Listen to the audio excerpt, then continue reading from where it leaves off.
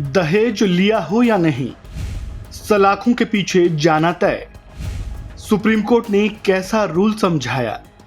बेटों की शादी करने वाले अब सावधान हो जाएं, क्योंकि अगर आपने दहेज लिया हो या फिर दहेज नहीं लिया हो, सलाखों के पीछे जाना तो तय ही है।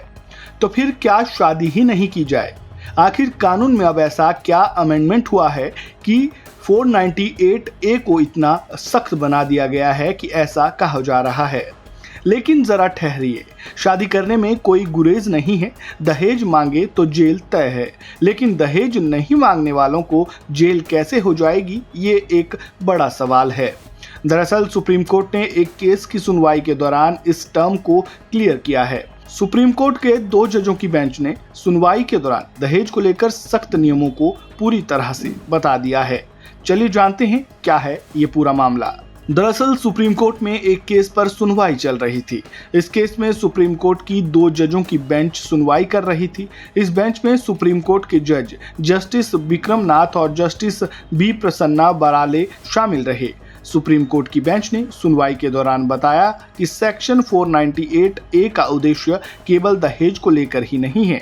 इस सेक्शन का उद्देश्य किसी भी तरह की क्रूरता से महिलाओं को बचाना है।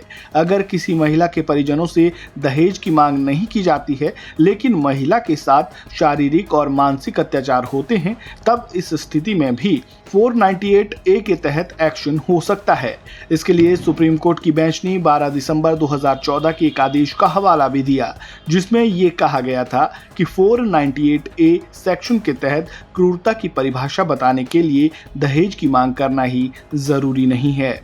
अब सवाल ये है कि सुप्रीम कोर्ट की इस बेंच को आखिर इस कानून की डिटेल में चर्चा क्यों करनी पड़ी। दरअसल एक महिला ने अपने पति पर पिटाई का आरोप लगाते हुए सुप्रीम कोर्ट का दरवाजा खटखटाया था। साथ ही ये भी आरोप थे कि उसको घर से बाहर निकाल दिया गया है।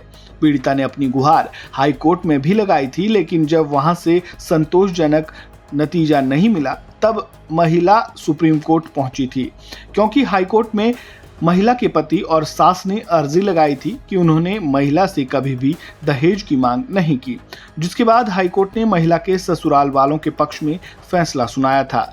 लेकिन अब सुप्रीम कोर्ट ने दहेज मामलों से जुड़े सेक्शन 498A के बारे में अच्छी तरह से समझा दिया है, जिससे महिलाओं को बेहद राहत मिल सकती है।